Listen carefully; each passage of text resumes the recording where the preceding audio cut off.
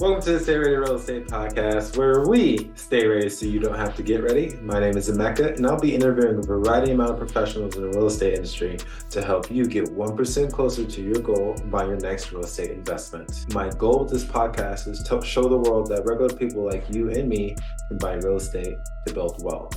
At the end of each podcast, I'll be given 3 actionable steps that you can do today to get to that goal. Today we have Taylor Billman. Taylor is a multifamily real estate investor and business professional. He is the founder and principal of Cardinal Real Estate Services LLC, focusing on multifamily real estate. Taylor has been investing in real estate since 2017 and has worked in building material distribution for nearly a decade in 3 metropolitan markets. Taylor and his wife Monica enjoy traveling in their free time and are both committed to an active and fit lifestyle. Taylor and Monica have made their fair share of sweat equity through 2 live-in flips. With love of food, wine, and good bourbon, they plan to open a distillery and winery in the future. Taylor enjoys spending time with his family and friends. Some of his hobbies include hunting, photography, skiing, scuba diving, and other water sports and adventures. Taylor, want to tell a little bit about who you are, what you do? Yeah, thanks, Micah. So my name's Taylor Billman. Been in commercial real estate since 2020. Started in real estate with my first live and flip in 2017, and have kind of been interested in real estate since I was in high school, really. And full time, I sell building materials. So we do distribution. We buy, warehouse, and distribute building materials, wallboard, drywall, insulation, metal framings, wood framing, acoustical ceilings, touch quite a bit of different areas of the building materials. And I think that goes hand in hand well with real estate. Pairs up good with that. Definitely get to utilize the discounts on some of the renovations, which work out well. But yeah, so what first, I guess, got me interested in real estate was my dad had bought a rental property when I was in high school. And, I helped him out, painting and doing a couple of different things, learning a little bit of the sweat equity. And I remember the one time he said to me, he said, they'll make more material items such as like cars, clothing and other manufactured things, but they won't make more land. So that really planted a seed in me. And, I really dove into learning about real estate and, figuring out what kind of real estate I wanted to get into over the next, I guess, 10 years. I would say there's a lot of limiting beliefs in the beginning of, I need to be super successful in my career, make a lot of money, and then I can get into real estate. Because early on, I knew I wanted to be in commercial real estate, not just, residential or something like that. So yeah. And then I realized that it is a lot easier to start with residential and roll and build into it. So in 2017, bought my first live and flip as a townhome, forced the appreciation on that, did a cash out refinance on that property. And that was my first experience with cash out refinance, and realized the power of that vehicle. So I had some money, and I was like, all right, do I go buy duplex or triplex, or do I go buy my next live and flip larger single family? And then when I sell the property, then I'll roll right into commercial real estate of like a 5 unit or 6 unit, which is what I ultimately ended up doing. So then in 2019, we bought our second live and flip. And then in 2020, sold the townhouse and bought a 6 unit in the same county that I live in. And we actually closed the day that Pennsylvania, or the day after Pennsylvania shut down. So I was freaking out. I was for sale by owner, and the buyer's agent, I called them. I said, hey, are we going to close? I saw that real estate agents just, got on the ban list basically for working right now. And they're like, and she said, I don't care if you're in your vehicle and we're in our vehicle, but we're going to close this deal. So yeah, we closed the sale on that. And then I immediately started calling prospective, multifamily sellers, and ended up getting one on the phone maybe 2, 3 weeks later that showed some interest. And the first thing they asked was basically, why do you want to buy real estate right now? And I said, why not? And I mean, in the back of my mind, I was thinking, when there's blood in the streets, that's when you need to buy. That's when you need to buy. I didn't say that to her, but yeah. So then since 2020, have been owning and operating that property, made a lot of offers on properties since then. But after COVID, things have gone a little crazy. So got into that 8 unit earlier this year with a couple other MIH members, this is turning out to be a great deal. No, cool. You said a lot there. First and foremost, you said you got into real estate a little bit early, like in high school, because your dad planted a seed. So you wanted to get into commercial real estate first. Why did you want to do that to begin with? I think looking into different real estate avenues early on, some of the educational material that I found made it seem like the commercial end was more lucrative, or was really seemed to be the trajectory of a lot of people, where they ended up in. And I knew I wanted to be in that space, so it was all. And I think that was part of my limiting belief. I was like, all right, I want to have commercial properties, whether it's strip malls or you know buildings downtown, kind of thing, like office space. And then once I dove into it a little bit more, realized that multifamily can also be a commercial avenue, and it's a lot more stable, I guess you could say. That's what really drew me into the multifamily space. No, cool. And then you said you want to do commercial, then you started off with residential because it was a little bit lower barriers to entry. So on Yep. that first flip, how are you calculating, how much you needed to put into it to sell for a certain amount? And also, how are you determining like, oh, I could probably sell it for, XYZ? I mean, basically looking at rental comps. So single families basically come off of comps in the area. So if I look at different comps in the area and I say, okay, you know, it, the price is gonna, I can sell this property at 170, and I buy it at 100. All right, I can put in 20,000, and then there's a $50,000 delta there that you can make on the property. So that's the basic, simple aspect of multi, or I mean, single family residential. And the 1% rule. If you're gonna buy and hold the single family, you always want to do that. You want to get 1% rent of your cost of the property, or value of the property. So yeah, I mean, that was it was pretty easy to see that. I mean, I would say the hardest thing was the sweat equity part, because I did all of the renovations, myself, with the help of my father or and father-in-law, and my wife now also did a lot of help me, painting and stuff. She's a much better painter than me. I'm sure. You talked about your goals now that the seed's already been planted and you have a portfolio now. What's your 10-year goals from now? Yeah, I mean, I definitely like to be in a lot more units. In 2020, I kind of gave myself a goal of 20 units by 2030. So Okay. it's pretty lofty goal, which I think if I keep compounding and rolling it forward, it's good possibility. So, and then ultimately, I'd like to be in the development space, developing multifamily and commercial properties. How are you going to do that? A goal without a plan is just a dream. So what are your action steps to get there? I mean, I think joining a mastermind was a big part of it. I've always been a big proponent of proximity is power. Surrounding yourself with the correct people, and they'll you never want to be the smartest person in the room. You always want to be learning from other people. So joining a mastermind and learning from people that have been there and done that and have that many units or more was probably the biggest thing.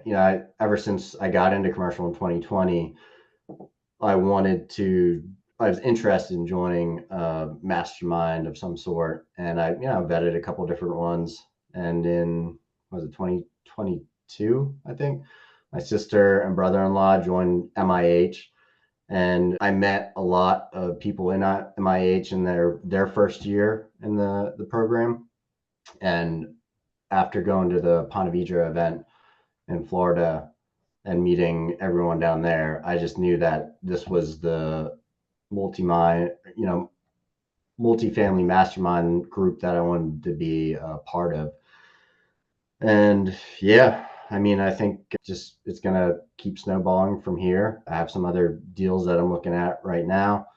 There's a 5 unit that I'm trying to get from someone that I've been talking to for the last 2.5 years now. She said she's finally ready to kind of go through with it. And there's also some commercial properties that just came up locally that I've been looking at. So we'll Well, see. cool. Yeah. We spent a good time talking about how important the mastermind was. There's some viewers listening to this podcast or watching right now thinking they're thinking that they want to do everything themselves. They want to build their own business. They want to build their own empire. And even if it takes them a lot slower, they'll go alone. Do you think that's the right mindset? And why is having a team or coaches so important for you? Well, for me, since I still have a W-2, it's important because, then I can kind of lean and leverage, the other people's mastery in certain areas versus mine. And then also, the time balance, we can all split up different tasks across the team, and some people are going to be better at asset management. Some people are going to be better at deal finding. Some people are going to be better at capital raising. And when you can bring all those skills together into one group, you can have a really powerful group to, drive it forward.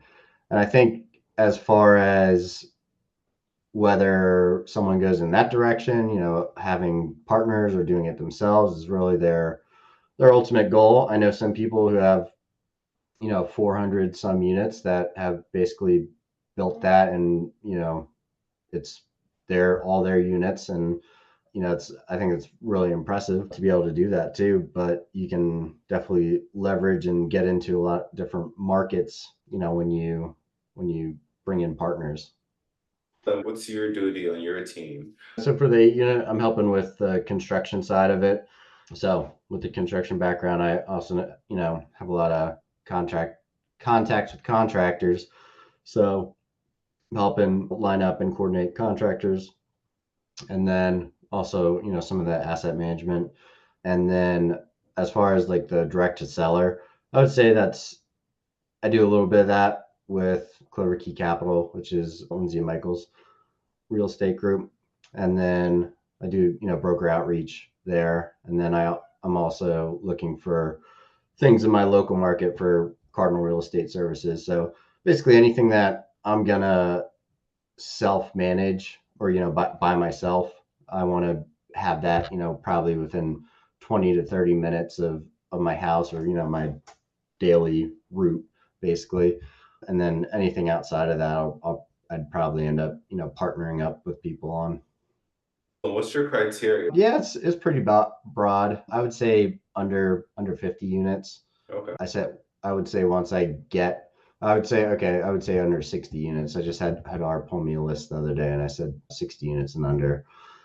So that would be the next move to get something closer to a 60 unit, 40 unit, 50 unit, something like that. Cool. So let's play a hypothetical here. So let's say, you talk to an owner for a 27 unit out where you are. What are your next steps after the owner tells you that he's ready to sell to you right now and only you? What would be your next phone call or the next step to get that thing closed? Well, I definitely want to see how it's performing, get the financials and see, what the property is looking like, how it's operating now. Would want to also, see the property.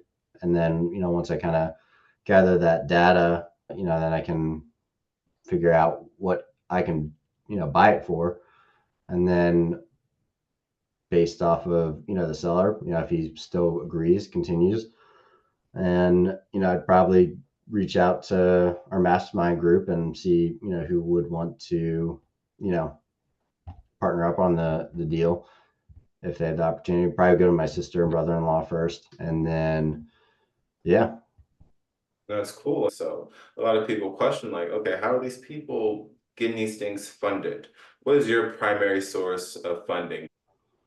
Yeah, I mean, depending on the size of the deal, on a smaller deal, I'd probably be able to self-fund it. But on something larger, like a 27 unit, would probably want to bring in some other partners in a JV venture.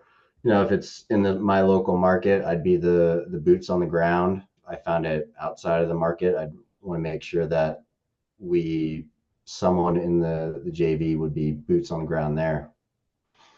Okay, so can you tell us a little bit about what your portfolio is right now? Yeah, so the 6 unit in my local market, and then this 8 unit up in the Wilkes-Barre market, which is maybe 2.5 hours from here. And if you were to start all over and do it all over again, would you do anything different? And if so, what would it be? I would definitely invest earlier. I would get into residential, single families a lot earlier. Probably try to figure out how to do it while I was still in high school or, right out of high school. And, I went to college. So if I could figure out, or if I had really dove into it in college, I think that would have been the best move. And for those college students listening right now, what would be the advice that you give them as we speak? Educate yourself in real estate and, position yourself, don't, as soon as you graduate, save that money, obviously pay off student debt, whatever your obligations are. But, if you have the opportunity to get into real estate, buying the apartment that you're living in versus renting out, to someone else, you're going to be further ahead. And, if you can house hack and, rent out to other students at the same time, you can live there for free and still get your debt paid down. So, yeah, connect, network. What would you say is the biggest myth once you got into it that you found out? Well, yeah. So I guess one of the big things I see with new real estate investors would be that maybe they don't understand the underwriting part of it correctly or fully. Maybe they're buying properties over what they should have, and then, they end up not making money on the property, or, losing money. But at the same sense, you're learning a lot from those mistakes and experiences. Could you be a lot further ahead if you didn't have to, bite the bullet on that deal? Yeah, of course. But, that's going to save you on a future property, I'm sure.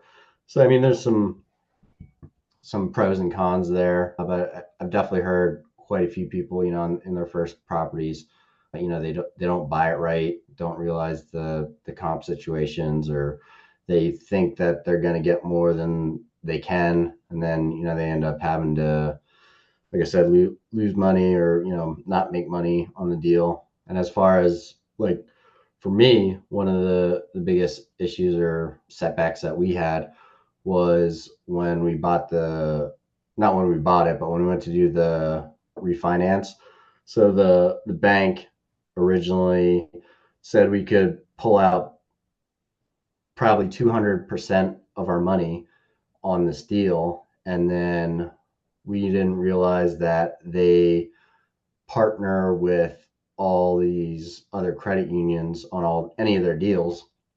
And with COVID happening, they were inundated with a lot of PPP loans, and they ended up not finding another bank to partner on this deal. So they said, okay, well, we'll honor the amount, but you're going to have to pull a line of credit after you file your taxes this year for, like three-quarters of that amount.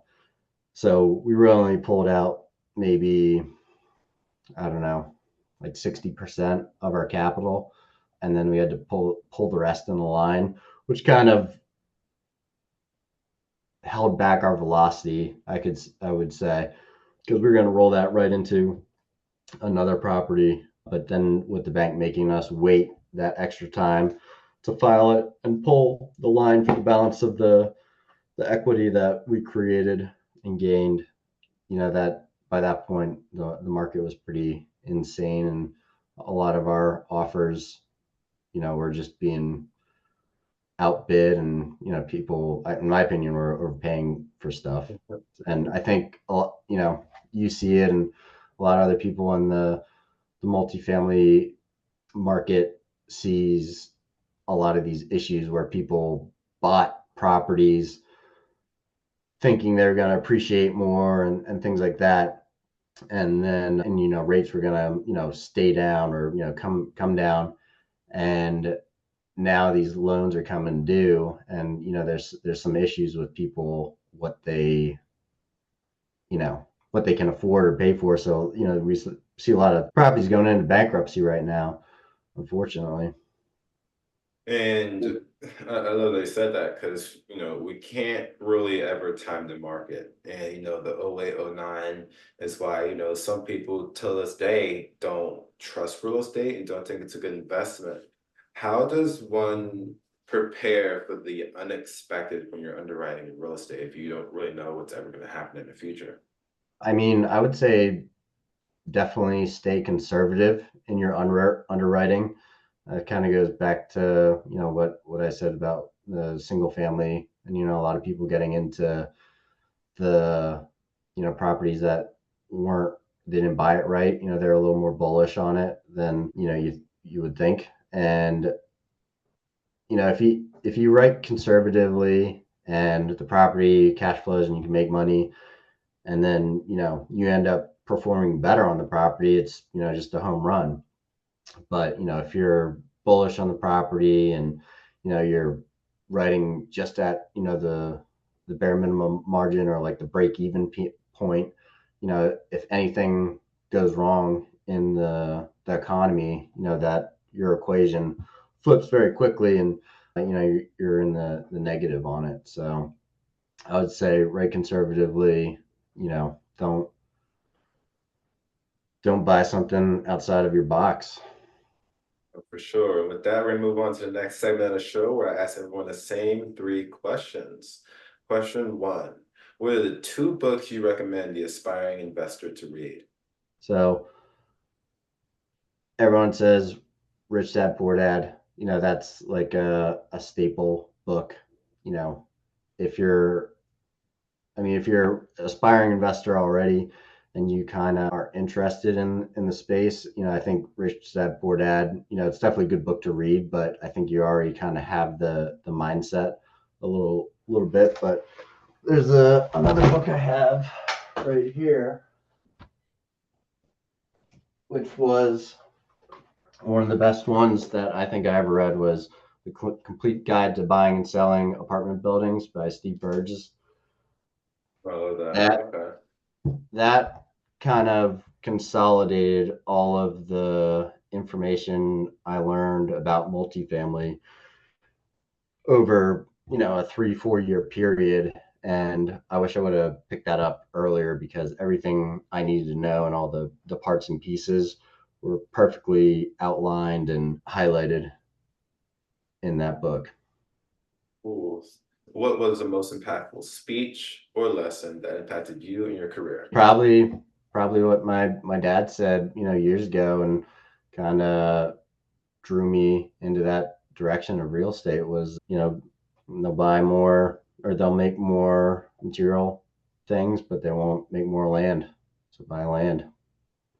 Love it. And if you can have dinner with anyone, dead or alive, who would it be and why? Probably Donald Trump. He's definitely a big inspiration too. He's very successful in real estate, and he's just got a great mindset. Well, tell the audience what you need, how can they help you, and how they can reach out to you.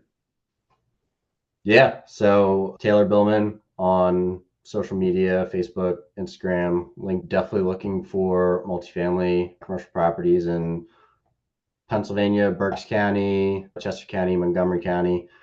And yeah, if you want to network and learn anything else, or talk about anything, I'm more than happy and open to networking. Taylor, thank you for coming out to the show and hope to have you again soon. Yeah, thank you, Mega. That was Taylor, everybody. At the beginning of the podcast, I told you to give you 3 actionable steps that you can do today in order to get you 1% closer to your goal of buying your next real estate investment. Before then, please like and subscribe if you enjoyed this podcast. It means the world to me and help the algorithm. Step 1, find a mastermind or start a mastermind. Or start a meetup. Find an activity where you're getting a bunch of investors together in a room on a reoccurring basis, monthly, bi-weekly, weekly, whatever fits your criteria, fits what you can do, and network with them and make sure that you're consistently talking with them. As you heard, Taylor said that mastermind was crucial to him building his portfolio. So if it ain't broke, don't fix it. Step 2, read the complete guide to buying and selling apartment buildings. Taylor read it, changed his life. Do the same for you. And step 3, second book to read, Rich Dad, Poor Dad.